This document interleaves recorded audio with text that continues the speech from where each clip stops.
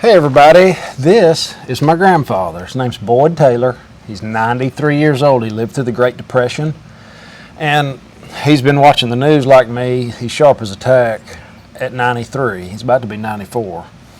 And the things that are coming is just, it looks like it's going to be worse than the Great Depression. Nobody on earth has ever seen what we're getting into. We've got the Netherlands is rioting. I just had a fellow reach out to me, said he had a crew in Panama City, Panama, that was sent home because of the riots and the protests. I mean, this is everywhere. It hadn't made it to the U.S. quite yet. When it does, it's going to change everything even more. So as we get into this, I think it's important to remember the past, because if if we can figure out what happened in the past, it might help us in the future. Right. So, Granddad, I wrote down some things you were talking about before, and I've heard these stories, a few of them. But you were talking about you lived on a farm, Right. and then you moved to the city. Well, my dad, that must have been about 1934. Well, he wanted to do public work. He didn't know anything about the Depression. So we moved to McGee, where his sister and brother-in-law were. And we finally went on down to Arkansas City. They were rebuilding the levee there after the flood of 1927. And he was working on a uke, moving dirt, building the levee. It was bad. All of them had malaria fever. And I had a sister die with it, and my mother and dad and one of my brothers had the malaria fever. I didn't catch it, but we had to sleep under mosquito bars. It was so bad. The mosquitoes were there on that Mississippi River after that flooded time, and it flooded all the way up into McGee. I mean, 8 foot of water into McGee there in sections of town. But it was a bad time to be moving off of the farm in the middle of a depression. Well, my dad, got him a job driving a city dump truck, and I remember there was a family living on the corner, about 7 or 8 of them in the family, and that winter was a bad, cold winter, and 2 of the boys died. And the old man. Those boys were 26 years old, and I don't know how old. The other one was probably in his 60s, is the dad. And it was really from malnutrition. It wasn't but it was ice on the ground. It was desperate times. And I remember my dad took this dump truck, and they put this wooden coffin in the back of the truck, and the family sat on the casket, all of them that could, and the rest of them sat in the cab that could, and they went to bury him. Now that sounds hard this day and time, but that's the way it was back there during the Depression. It was bad, and it didn't get better till 1940.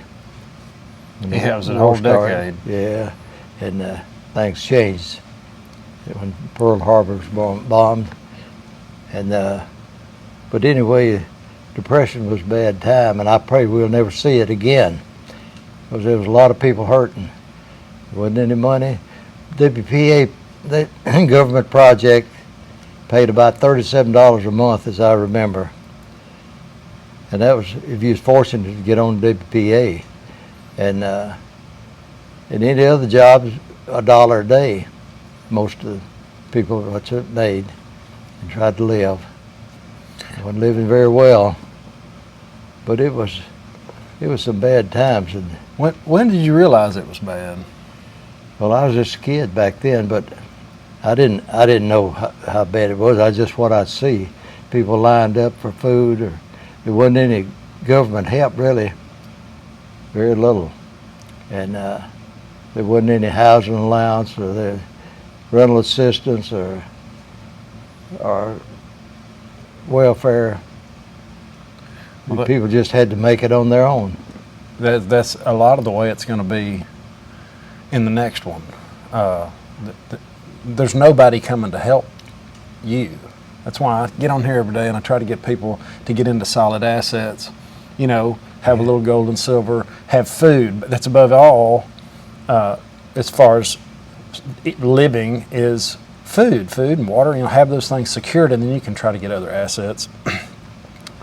What was the news saying, and how did you get the news?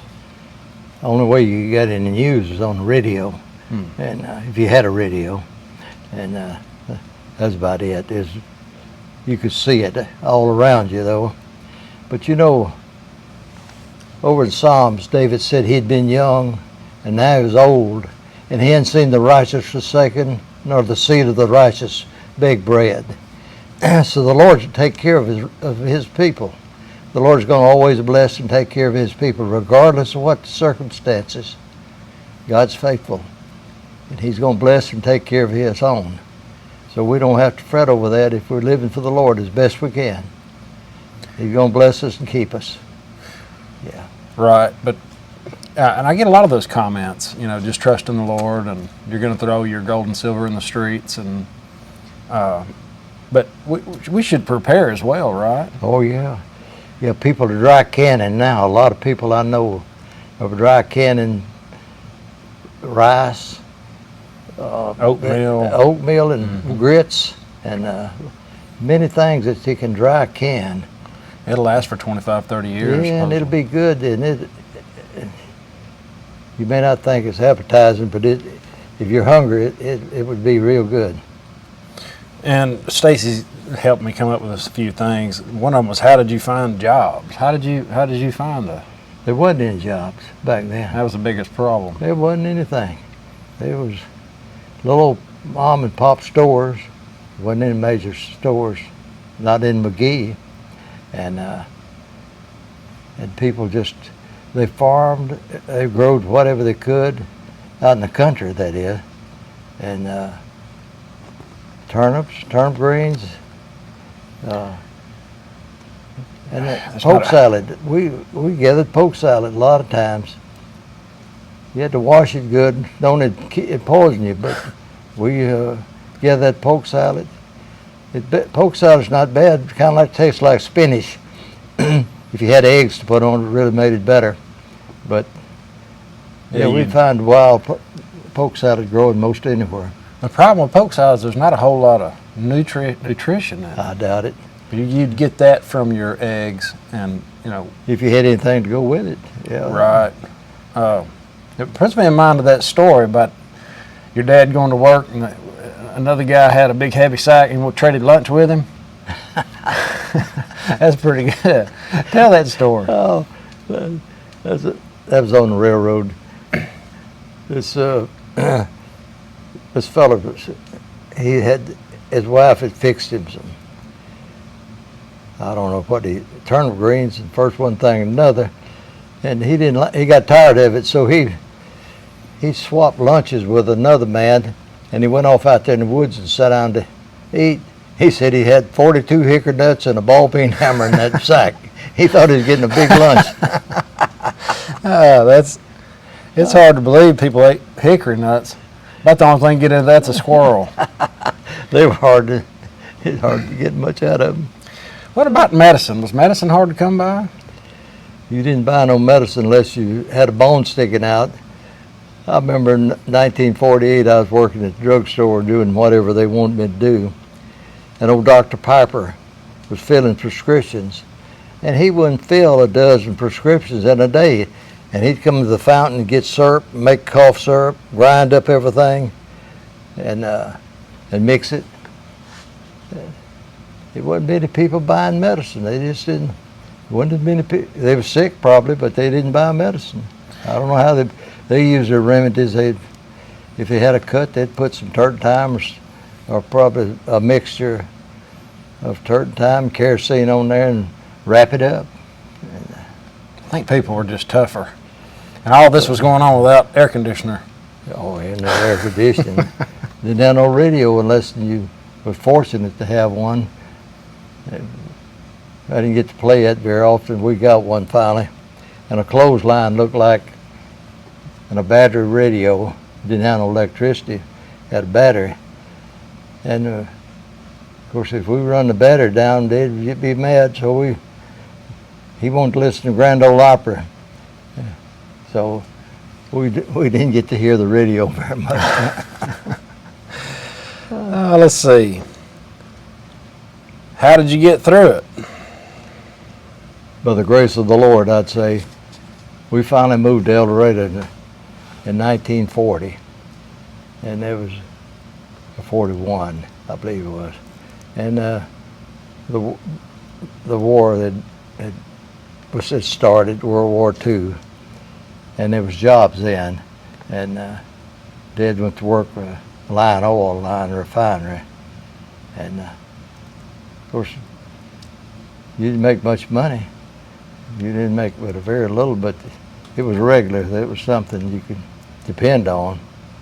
And you take in 1950 when I started the railroad.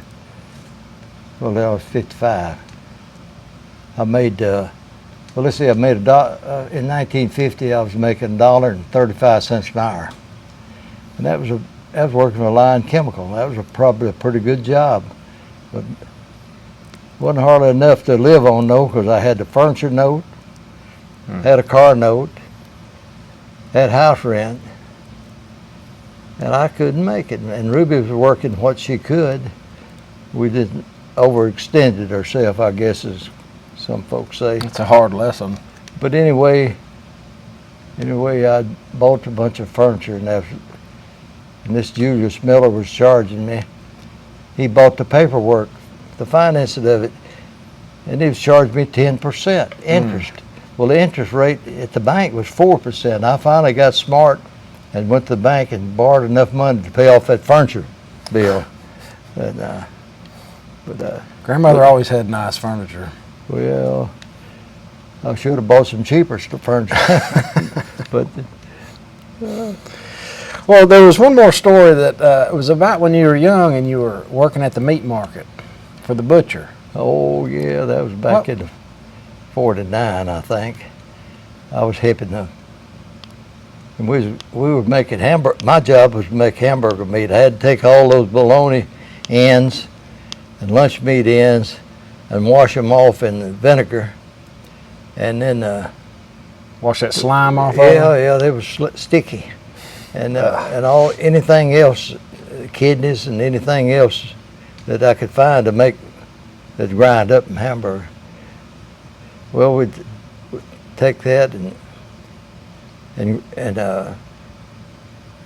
didn't get to make I'd grind it up, but the main meat cutter, he'd take a 2-gallon bucket of grits, and he's had them soaked in water, and they was and then he'd get a wash tub full of this bologna ends and meat and leftovers, whatever, and he'd mix it all together. Them grits, you couldn't see them. You couldn't see it. And then he'd take a double handful of formaldehyde, a powder, embalming fluid, what they use it for, and he'd mix it in there. Well, that meat could sit there for 2 weeks and it'd be just as red and fresh looking. I don't know how many people we killed. That's hard. I guess the grits gave it a little bit of volume. Till you cooked it and it shrunk up to nothing. Ah. Yeah, it just shrunk up to nothing now. You couldn't see them in there though. You couldn't see the grits in there, but that's the way they mixed up the hamburger meat. Whatever they could find, grind up. That's what we made hamburger out of. And I was working at a big store too. That was Safeway. It's a horrible name. Safeway. Maybe it should be called something different. Well, that's all Stacy's got wrote down, really. Anything else for you want to share? From a 93 years of being on the earth. Well, the Lord's been good.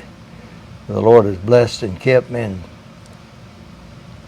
give me favor. And I've been in the trucking business, salvage business, and the Lord blessed and prospered me. Not account of my wisdom or goodness, just by His grace. That's all by His grace. he's blessed and kept. And I thank the Lord for these. And I pray that there'll never be another day like the Depression times when people were lining up trying to get food or get whatever they could, soup kitchens. And each county was different though. Some of them paid a little more than others, but they didn't want much. None of them paid very well, not enough to live on. I don't ever want to see those kind of days again for anybody. Yeah, well, Yeah. me neither. But, well, guys, I hope you enjoyed the interview with my grandfather as much as I did, and I appreciate you coming on, Granddaddy. Thanks. Have an awesome, awesome day. Later.